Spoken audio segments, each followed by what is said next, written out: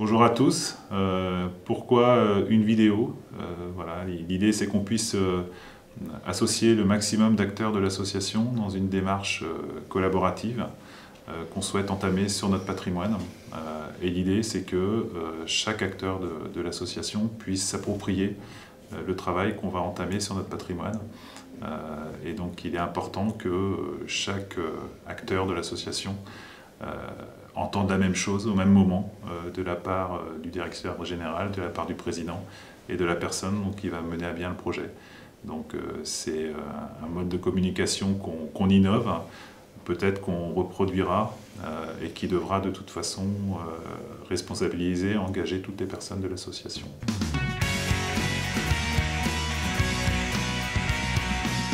Dans un patrimoine, comme tout gestionnaire de patrimoine, qu'est l'association ADAPI Noël, on se pose des questions, c'est de connaître son patrimoine, ça c'est la première chose, de connaître, de faire donc un état des lieux. Quand on a un patrimoine, qu'est-ce qu'on cherche à faire? On cherche d'abord à l'entretenir, donc il faut aussi se poser la question de quel bâtiment, de quelle structure par laquelle on va devoir porter ce premier regard s'il y a des travaux à faire. La deuxième chose, quand on a un patrimoine, de se dire est-ce qu'on doit garder telle ou telle partie de ce patrimoine? Autre question qu'on doit se poser également, celle de savoir est-ce qu'on ne doit pas investir, reconstruire ou réhabiliter. Donc c'est toutes ces questions-là qui vont se poser.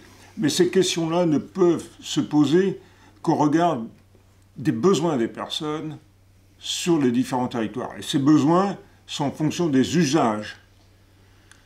Et seul l'usage devra guider effectivement la gestion et la mise en œuvre de cette nouvelle stratégie patrimoniale. L'idée c'est de travailler comme on le fait maintenant depuis 3 ans, à savoir mobiliser l'ensemble des forces vives de l'association. Dans ces forces vives, pour les rappeler, il y a 4 composantes.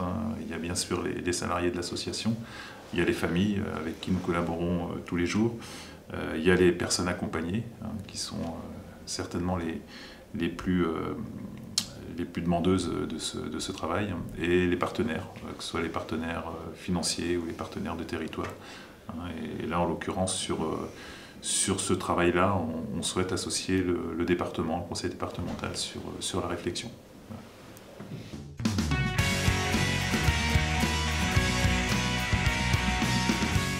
Que connaît-on de notre patrimoine immobilier? Notre patrimoine immobilier est constitué de 117 bâtiments qui représentent 100 000 m².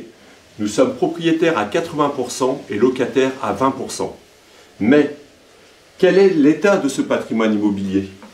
Est-il adapté aux enjeux de demain? Et quels sont les investissements à prévoir dans les années à venir? Pour le savoir, nous allons mettre en place une méthodologie d'élaboration de notre plan stratégique de patrimoine. Qu'allons-nous faire? Première étape, nous allons réaliser une photographie de l'état de ce patrimoine en regardant la qualité d'usage, en particulier pour les personnes que nous accompagnons et accueillons, pour les professionnels bien sûr, la qualité technique également des bâtiments et l'aspect financier.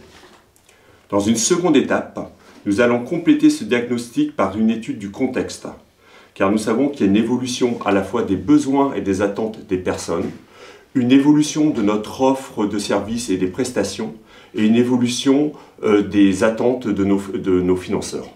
Et enfin, en étape 3, nous allons élaborer le plan stratégique de patrimoine, pour lequel nous allons faire des choix, nous allons prioriser et nous allons planifier les travaux et les réalisations pour les années à venir. Comment allons-nous procéder?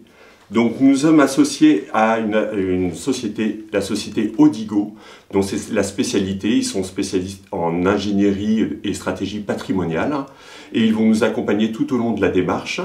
Et autrement, au niveau de l'association, nous avons mis en place une structuration habituelle constituée d'un comité de pilotage, d'un comité technique, de groupes de travail qui reprennent les différents sujets que nous avons abordés et des groupes de cotation qui sont constitués de professionnels des établissements et services de notre association.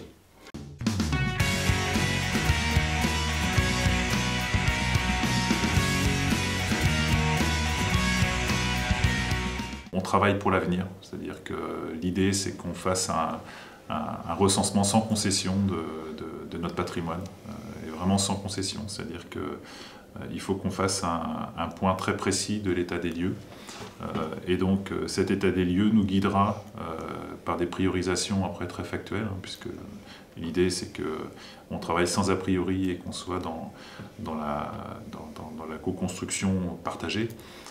Cet état des lieux nous permettra d'envisager le long terme sur notre patrimoine, qui est un long terme qui peut être 10, 20, 30 ans, puisqu'on ne pourra évidemment pas tout financer d'un seul tenant. On fait surtout ce travail parce que chacun, effectivement, on s'est aperçu que chacun connaissait assez bien le fonctionnement ou l'état de son patrimoine sur son territoire, et donc à l'intérieur de ce territoire, de ses établissements et de ses services.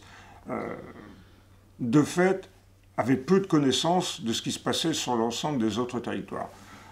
Tant et si bien que quand des travaux étaient engagés ou des constructions étaient engagées ici ou là, il était toujours assez facile de dire « oui, mais pourquoi on a commencé sur tel territoire et que sur le nôtre, eh bien, on n'a toujours pas été pris en considération ».